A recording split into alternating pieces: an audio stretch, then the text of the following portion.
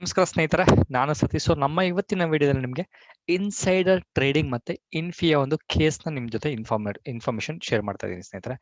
ಒಂದು ಇನ್ಫಾರ್ಮೇಶನ್ ಎಷ್ಟು ಕೋಟಿಯಲ್ಲಿ ನೀವು ಹಣ ಮಾಡ್ಬೋದು ಅನ್ನೋದಕ್ಕೆ ಇದೊಂದು ಬೆಸ್ಟ್ ಎಕ್ಸಾಂಪಲ್ ಸ್ನೇಹಿತರೆ.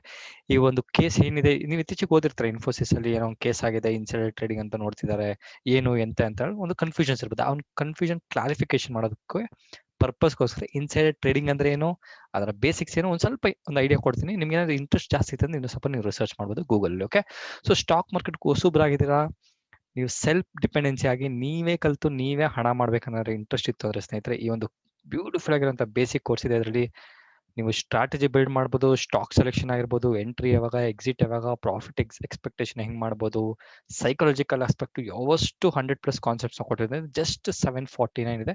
ಇನ್ಫಾರ್ಮೇಶನ್ಸ್ ಬೇಕಿತ್ತಂದ್ರೆ ನನ್ನ ವಾಟ್ಸ್ಆಪ್ ನಂಬರ್ ಇಲ್ಲಿ ಕೊಟ್ಟಿರೋ ನಂಬರ್ಗೆ ನೀವು ವಾಟ್ಸ್ಆಪ್ ಮಾತ್ರ ಮಾಡಬಹುದು. ಓಕೆ, ನಮ್ಮ ಈ ಪಬ್ಲಿಕ್ ಕಂಪನಿಲಿ ಏನೊಂದು ರಿಸ್ಕ್ ಏನಂದ್ರೆ ಸ್ನೇಹಿತರೆ, ಯಾರು ಬೇಕಾದ್ರೂ ಬರ್ಬೋದು, ಯಾರು ಬೇಕಾದ್ರೂ ಟ್ರೇಡಿಂಗ್ ಮಾಡ್ಬೋದು, ಯಾರು ಬೇಕಾದ್ರೂ ಹಣ ಮಾಡ್ಬೋದು, ಯಾರು ಬೇಕಾದ್ರೂ ಲಾಸ್ ಮಾಡ್ಬೋದು. ಇದು ಪಬ್ಲಿಕ್ ಕಂಪನಿಯ ಒಂದು ಒಂದು ಮುಖ ಅಂತ. ಪಬ್ಲಿಕ್ ಕಂಪನಿ ಅಂದ್ರೆ ಏನು, ಸ್ಟಾಕ್ ಮಾರ್ಕೆಟ್ ಅಲ್ಲಿ ಲಿಸ್ಟ್ ಆಗಿರುತ್ತೆ, ಸೆಕೆಂಡರಿ ಮಾರ್ಕೆಟ್ ಅಲ್ಲಿ ಲಿಸ್ಟ್ ಆಗಿರುತ್ತೆ, ಯಾರು ಬೇಕಾದ್ರೂ ಬಂದಲ್ಲಿ ಟ್ರೇಡಿಂಗ್ ಮಾಡ್ಬೋದು. ಅದು ಬಂದು ಸೆಕೆಂಡರಿ ಮಾರ್ಕೆಟ್ ಅಲ್ಲಿ ಇರುವಂತಹ ಒಂದು ಪಬ್ಲಿಕ್ ಕಂಪನಿಗಳು. ಪ್ರೈವೇಟ್ ಕಂಪನಿ, LLP, ಇಂಡಿವಿಜುವಲ್ ಕಂಪನಿಗಳಾದ್ರೆ ನಮ್ಗೇನು ತೊಂದರೆ ಇಲ್ಲ. ಅದು ಪಾರ್ಟ್ನರ್ಸ್ಗಳು ಇರ್ತಾರೆ, ಅವರೇ ಟ್ರೇಡಿಂಗ್ ಅವರೇ ಒಂದು ಏನ್ ಹೇಳ್ತಾರೆ ಬಿಸ್ನೆಸ್ ಟ್ರೇಡಿಂಗ್ ಮಾಡ್ಕೊಂಡು, ಸ್ಟಾಕ್ ಟ್ರೇಡಿಂಗ್ ಬಿಸ್ನೆಸ್ ಟ್ರೇಡಿಂಗ್ ಮಾಡ್ಕೊಂಡು ಗೂಡ್ಸ್ ಸರ್ವಿಸಸ್ ಏನೋ ಕೊಟ್ಕೊಂಡು ಪ್ರಾಫಿಟ್ ಮಾಡ್ಕೊಂಡು ಲಾಸ್ ಮಾಡ್ಕೊಂಡು ಅವರೇ ತಗೊಂತಾರೆ. ಬಟ್ ಈ ಪಬ್ಲಿಕ್ ಕಂಪನಿ ಏನ್ ಪ್ರಾಬ್ಲಮ್ ಅಂತ ಹೇಳಿದ್ರೆ, ಒಂದು ಇನ್ಫಾರ್ಮೇಶನ್ ಪಬ್ಲಿಕ್ ಆಗೋಕ್ಕಿಂತ ಮುಂಚೆ ಸುಮಾರು ಜನಕ್ಕೆ ಕಂಪನಿ ಒಳಗಡೆ ಗೊತ್ತಿರುತ್ತಲ್ಲ, ಅದು ಒಂದು ಸ್ವಲ್ಪ ಒಂದು ಪ್ರೈಸ್ ಸೆನ್ಸಿಟಿವ್ ಇನ್ಫಾರ್ಮೇಶನ್. ನೋಡೋಣ ಯಾವ ರೀತಿ ಅಂತ. ಸೊ ಇನ್ಸೈಡರ್ ಟ್ರೇಡಿಂಗ್ ಅಂದ್ರೆ ಸ್ನೇಹಿತರೆ, ಇದು ಒಂದು ತರಹದ ಒಂದು ಟ್ರೇಡಿಂಗ್ ಸ್ಟೈಲ್. ಇವಾಗ ನಾವು ಹೇಳ್ತಿರಲ್ಲ ಒಂದು ಸ್ವಿಂಗ್ ಟ್ರೇಡಿಂಗ್ ಏನೋ ಅಂತ, ಇದು ರೀತಿ ಒಂದು ಒಂದು ನನ್ನ ಒಂದು ಐಡಿಯಾ ನೀವು ಒಂದು ಸ್ಟ್ರಾಟಜಿ ಅಂತಾನೆ ತಿಳ್ಕೊಂಬೋದು ಸ್ನೇಹಿತರೆ. But this is legal illegal ಅಂತ ನೆಕ್ಸ್ಟ್ ನೋಡೋಣ.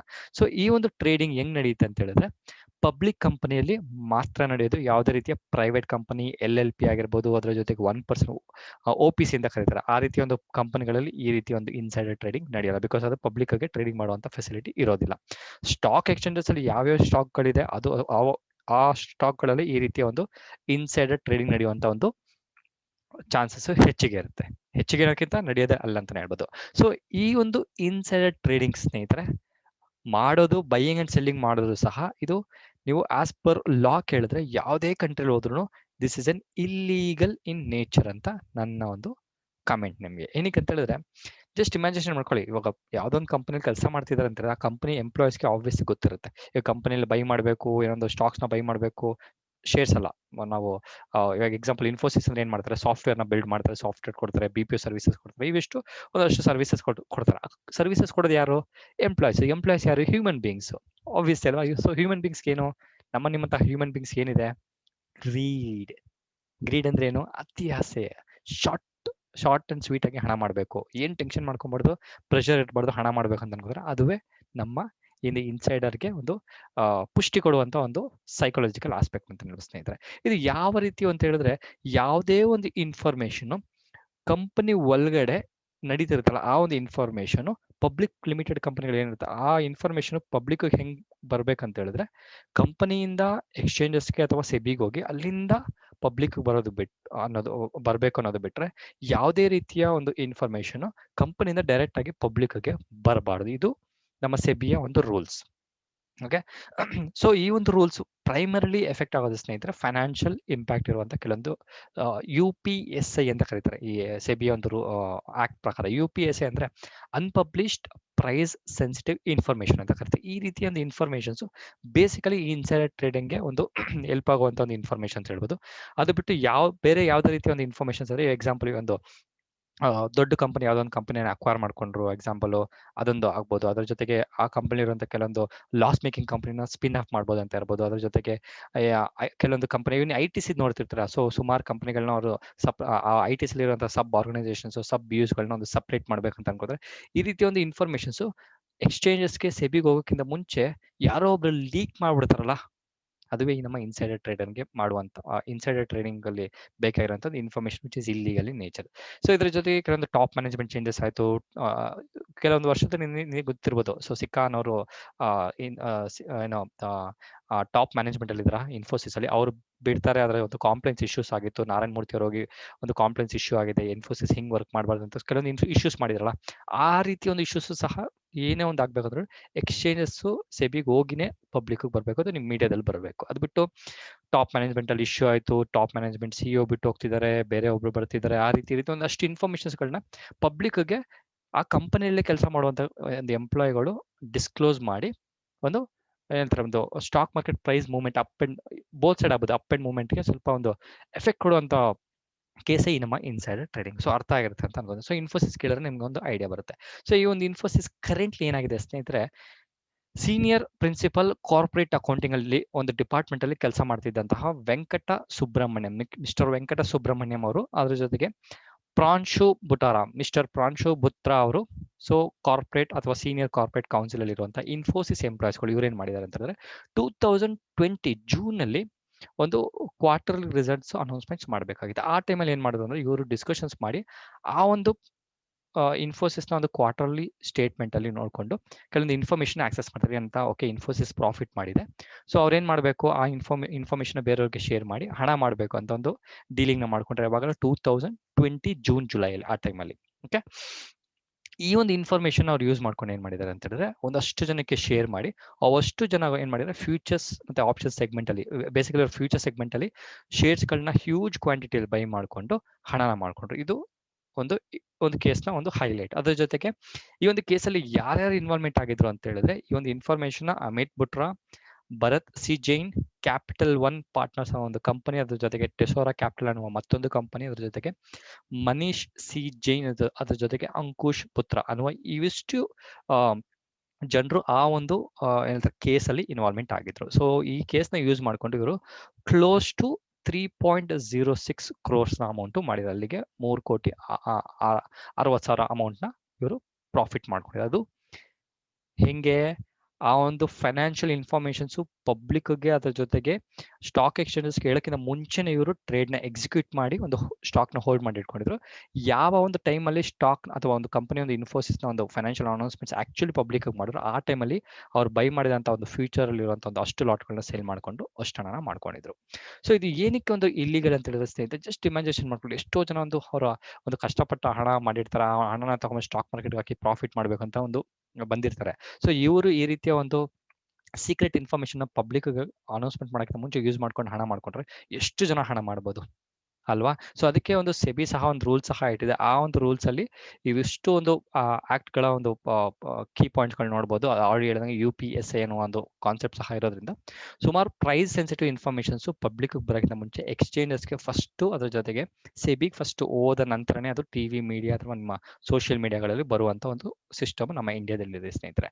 ಓಕೆ, ಏನ್ ಸತೀಶ್ ಅವರೇ, ಇವಿಷ್ಟು ಇನ್ಫಾರ್ಮೇಶನ್ಸ್ ಇನ್ಫೋಸಿಸ್ ಅಲ್ಲಿ ಮಾತ್ರ ನಡೆಯುತ್ತಾ ಇದೆ, ಬೇರೆ ಕಂಟ್ರಿಯಲ್ಲಿ ನಡೆಯಲ್ವಾ, ಇಂಡಿಯಾದಲ್ಲಿ ಮಾತ್ರ ನಡೆಯುತ್ತಾ ಅಂತ ನೀವು ಕೇಳ್ಬೋದು. ಯಾವುದೇ ಕಂಟ್ರಿಗೆ ಹೋದ್ರು ಸ್ನೇಹಿತರೆ, ಎಲ್ಲರೂ ಹ್ಯೂಮನ್ ಬೀಯಿಂಗ್ಸ್ ಆಗಿರೋದ್ರಿಂದ, ಮನುಷ್ಯರಾಗಿರೋದ್ರಿಂದ ಎಲ್ಲಾ ಕಂಟ್ರಿಲೂ ನಡೀತಾ ಇದೆ. ನಂಬರ್ 1 ಇದೇನಂದ್ರೆ ವರ್ಲ್ಡ್ಸ್ ಏನಂತಾರೆ ಸೂಪರ್ ಪವರ್ ನೇಷನ್ಸ್ ಅಂತ ಕರೀತಾರೆ. US ಆಗಿರ್ಬೋದು, ಕೆಲವೊಂದು ಕಂಟ್ರೀಸ್ ಆಗಿದೆ, ಆ ಕಂಟ್ರಿಗಳಲ್ಲೂ ಸುಮಾರು ಕೇಸಸ್ಗಳು ನಡೀತಿದೆ. 100 ವರ್ಷದ ಹಿಂದೆ ಸಹ ನಡೆದಿದೆ, ಈಗಲೂ ನಡೀತೆ. ಮುಂದಿನ ಒಂದು 100,000 ವರ್ಷ ಸ್ಟಾಕ್ ಮಾರ್ಕೆಟ್ ಈ ದೇಶ ಇರೋ ಗಂಟನೂ ಸಹ ಈ ರೀತಿಯ ಇನ್ಫಾರ್ಮೇಶನ್ಸ್ ಅಥವಾ ಈ ರೀತಿ ಒಂದು ಇನ್ಸೈಡರ್ ಟ್ರೇಡಿಂಗ್ ನಡೀತಾ ಇರುತ್ತೆ ಸ್ನೇಹಿತರೆ. ಬಿಕಾಸ್ ಯಾಕಂದ್ರೆ ಆಫ್ಟರ್ ಆಲ್ ಹ್ಯೂಮನ್ ಬೀಯಿಂಗ್ಸ್ ಒಂದು ಅತಿ ಆಸೆ ಅನ್ನೋದು ಇರುತ್ತಲ್ಲ, ಅದಕ್ಕೋಸ್ಕರ ಇದು ನಡೀತಾನೆ ಇರುತ್ತೆ ಅಂತ ಹೇಳ್ಬೋದು. ಸೊ ಸೆಬಿ, ನೀವು ಮತ್ತೊಂದು ಕೇಳೋದು, ಏನ್ ಸತೀಶ್ವರ ಸೆಬಿ ಬಂದು ಇನ್ಫೋಸಿಸ್ ಮಾತ್ರ ಕಂಡುಹಿಡಿದಿದೆ, ಬೇರೆ ಕಂಪನಿಗಳಲ್ಲಿ ನಡೆಯಲ್ವಾ ಅಂತ ನೀವು ಕೇಳ್ಬೋದು ಇಂಡಿಯಾದಲ್ಲೇ. ಎಸ್ ಸ್ನೇಹಿತರೆ, ಅದಕ್ಕೆ ನಾನು ನಿಮ್ಗೆ ಸುಮಾರು ಸಲ ಹೇಳೋದು, ಸ್ಟಾಕ್ ಸೆಲೆಕ್ಷನ್ ಮಾಡಬೇಕಾದ್ರೆ, ಒಂದು ಸ್ಟಾಕ್ ಅಲ್ಲಿ ಇನ್ವೆಸ್ಟ್ಮೆಂಟ್ ಮಾಡಬೇಕಾದ್ರೆ ಈ ಡಮ್ಮಿ ಸ್ಟಾಕ್ಗಳನ್ನ, ಯಾವುದೋ ಒಂದು ಕೆಟಗರಿಯಲ್ಲಿ ಇರುವಂತಹ ಸ್ಟಾಕ್ಗಳನ್ನ ಪಿಕ್ ಮಾಡ್ಕೊಂಡು ಇನ್ವೆಸ್ಟ್ಮೆಂಟ್ಸ್ ಮಾಡ್ಬಿಡಿ. ಯಾರೋ ಒಬ್ರು ಮಾಡೋರು ಅಂತ ನೀವು ಮಾಡಕ್ ಹೋಗ್ಬೇಡಿ ಅಂತ ನಾನು ಸುಮಾರು ಸಲ ಹೇಳೋದು. ಸೊ ನೀವು ಟಾಪ್ ಕ್ವಾಲಿಟಿ ಸ್ಟಾಕ್ಸ್ ಅಲ್ಲಿ ಇನ್ವೆಸ್ಟ್ಮೆಂಟ್ಸ್ ಮಾಡೋದ್ರಿಂದ ಏನೊಂದು ಬೆನಿಫಿಟ್ ಅಂತ ಹೇಳಿದ್ರೆ, ಈ ರೀತಿಯ ಒಂದು ಕೇಸಸ್ ಏನಾದ್ರು ಆಯ್ತು ಅಂತ ಹೇಳಿದ್ರೆ ಸೆಬಿ ಒಂದು ಇಂಟ್ರಾಗೇಷನ್ಸ್ ಮಾಡಿ ಒಂದು ಇನ್ವೆಸ್ಟಿಗೇಷನ್ ಮಾಡೋ ಒಂದು ಟೈಮಲ್ಲಿ ಫ್ಯೂಚರ್ಲಿ ಆ ಕೇಸ್ಗಳು, ಆಮೇಲೆ ಈ ರೀತಿಯ ಇನ್ಸೈಡರ್ ಟ್ರೇಡಿಂಗ್ಗಳು ಈ ರೀತಿಯ ಕಂಪನಿಗಳಲ್ಲೂ ಅಥವಾ ಕ್ವಾಲಿಟಿ ಒಂದು ಅಂದ್ರೆ ಬ್ಲೂ ಚಿಪ್ಸ್ ಕಂಪನಿ ಅಂತ ಕರೀತಾರೆ, ಆ ರೀತಿ ಕಂಪನಿಗಳು ನಡೆಯೋದು ತುಂಬಾ ಕಡಿಮೆ ಆಗ್ತಾ ಹೋಗುತ್ತೆ. ಅದನ್ನ ಬಿಟ್ಟು ಈ ಒಂದು ಏನಂತಾರೆ ಒಂದು ಪೆನ್ನಿ ಸ್ಟಾಕ್ಸ್, ಅದ್ರ ಜೊತೆಗೆ ಒಂದು ಮಿಡ್ ಕ್ಯಾಪ್, ಸ್ಮಾಲ್ ಕ್ಯಾಪ್ ಸ್ಟಾಕ್ಗಳಿದೆ, ಆ ರೀತಿಯ ಸ್ಟಾಕ್ಗಳಲ್ಲಿ ಈಗಲೂ ಸಹ ನಡೀತಾ ಇದೆ. ಸುಮಾರು ಬಿಗ್ ಶಾಟ್ಸ್ ಗಳ ಇನ್ವಾಲ್ವ್ಮೆಂಟ್ ಸಹ ಇದೆ ಸ್ನೇಹಿತರೆ. This is a open fact. Okay, so ನಮ್ಮ ಇಂಡಿಯಾದಲ್ಲಿ ಒಂದು ಪಾಸ್ಟ್ ಅಲ್ಲಿ ಕೆಲವೊಂದು ಕೇಸ್ಗಳು ಏನೇನು ನಡೆದಿದೆ ಅಂತ ನಾನು ನಿಮಗೆ ತೋರಿಸ್ಬಿಡ್ತೀನಿ. ಸೊ ದಿಲೀಪ್ ಪೆಡ್ಸಿ ಅನ್ನುವ ಒಂದು ಪರ್ಸನ್ ಬಂದು ನಿಷ್ಕಲ್ಪ್ ಅನ್ನುವ ಒಂದು ಟಾಟಾ ಫೈನಾನ್ಸ್ ಗ್ರೂಪ್ನ ಒಂದು ಸಬ್ಸಿಡರಿ ಕಂಪನಿಯಲ್ಲಿ ಒಂದು ಇನ್ಫಾರ್ಮೇಷನ್ಸ್ ಏನಿದೆ ಅದನ್ನ ಅವರು ವೈಫ್ಗೆ ಶೇರ್ ಮಾಡಿ, ಆ ಒಂದು ವೈಫ್ ಏನೋ ಒಂದು ಶೇರ್ಸ್ ಹೋಲ್ಡಿಂಗ್ ಮಾಡಿದ್ರು ಅದನ್ನ ಸೆಲ್ ಮಾಡಿದ್ರು. ಅದರ ನಂತರ ಒಂದು ಅಷ್ಟು ಲಾಸಸ್ ಆಗಬಾರ್ದು ಅಂತ ಪ್ಲಾನಿಂಗ್ ಮಾಡ್ಕೊಂಡ್ರು. ಅದಾದ್ಮೇಲೆ ಸೆಬಿ ಒಂದು ಅವ್ರ ಮೇಲೆ ಒಂದು ಪೆನಾಲ್ಟಿ ಹಾಕಿ ಥಿಂಕ್ ಫ್ಯೂ ಕ್ರೋರ್ಸ್ ಸ್ವಲ್ಪ ಡೀಲಿಂಗ್ ಸಹ ಮಾಡ್ಕೊಂಡು, ಅದ್ರ ಜೊತೆಗೆ ನೀವು ಹೇಳ್ತೀರ ಬಿಗ್ ಬಾಯ್ ಬಿಗ್ ಶಾಟ್ ಅಂತ ಕರೀತಾರ. ಸೊ ಮಿಸ್ಟರ್ ರಾಕೇಶ್ ಜುಂಜುನವಾಲ ಅವರು ಸಹ ಕೆಲವೊಂದು ಇನ್ಸೈಡರ್ ಟ್ರೇಡಿಂಗ್ ಅಲ್ಲಿ ಇನ್ವಾಲ್ವ್ಮೆಂಟ್ ಆಗಿದ್ರು ಆಪ್ಟೆಕ್ ಮತ್ತೆ ಜಿಯೋಮೆಟ್ರಿಕ್ ಅನ್ನೋ ಒಂದು ಕಂಪನಿಯಲ್ಲಿ. ಸೊ ಇನ್ಸೈಡರ್ ಟ್ರೇಡಿಂಗ್ ಮಾಡಿದ್ರು ಸಹ ಸೆಬಿಯ ಒಂದು ಅಂಡರ್ಸ್ಟ್ಯಾಂಡಿಂಗ್ ಬೇಸಿಸ್ ಮೇಲೆ ಅವ್ರು ಪೆನಾಲ್ಟಿ ಸಹ ಕಟ್ಕೊಂಡು ಸ್ವಲ್ಪ ಕ್ಲಿಯರೆನ್ಸ್ ಮಾಡ್ಕೊಂಡಿದ್ರು. ಅದ್ರ ಜೊತೆಗೆ ಸೌರಭ್ ಮುಖರ್ಜಿ ಅನ್ನೋ ಒಂದು ಪರ್ಸನ್ ಸಹ ಮನಪುರಂ ಫೈನಾನ್ಸ್ ಅನ್ನೋ ಒಂದು ಕಂಪನಿಯಲ್ಲಿ ನಡೆದಿರುವಂತಹ ಒಂದು ಫೈನಾನ್ಷಿಯಲ್ ಸ್ಟೇಟ್ಮೆಂಟ್ ಒಂದು ಲಾಸಸ್ ಏನಿದೆ ಅದನ್ನ ಸಹ ತಗೊಂಡು ಅವರ ಒಂದು ಇನ್ವೆಸ್ಟ್ಮೆಂಟ್ಸ್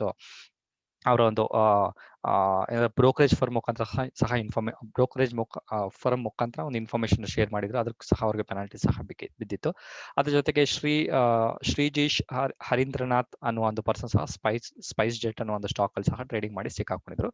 ಬಟ್ ಇದೆಲ್ಲಾನು ಆಗಿದ್ರು ಸ್ನೇಹಿತರೆ. ಬಟ್ ಒಂದು ಏನಂತಂದ್ರೆ ಇದು ಪಬ್ಲಿಕ್ ಹೆಲ್ಪ್ ಆಗುತ್ತೆ ಅನ್ನೋದು ತುಂಬಾ ತುಂಬಾ ಇಂಪಾರ್ಟೆಂಟ್ ಆಗಿರೋ ಪಾಯಿಂಟ್. ಯಾಕಂದ್ರೆ ಸೆಬಿ ಈ ರೀತಿ ಒಂದು ಇನ್ವೆಸ್ಟಿಗೇಟ್ ಮಾಡಿ ಇಂಟ್ರೋಗೇಷನ್ ಮಾಡಿ ಕಂಡು ಹಿಡಿದ್ರು ಸಹ ಸೆಬಿ ಒಂದಷ್ಟು ಫೈನ್ಗಳನ್ನ ಹಾಕಿ ಆ ಒಂದು ಅಮೌಂಟ್ನ ಅವರ ಒಂದು ಏನಂದ್ರೆ ಯಾವ್ದು ಇನ್ವೆಸ್ಟರ್ ಒಂದು ಡೆವಲಪ್ಮೆಂಟ್ ಪರ್ಪಸ್ಗೋಸ್ಕರ ಒಂದು ಯುಟಿಲೈಸ್ ಮಾಡ್ತಾರೆ ಅನ್ನೋದು ಬಿಟ್ಟರೆ ಪಬ್ಲಿಕ್ ಯಾವುದೇ ರೀತಿಯ ಒಂದು ಬೆನಿಫಿಟ್ ಇಲ್ಲ ಅಂತಾನೆ ಹೇಳ್ಬೋದು.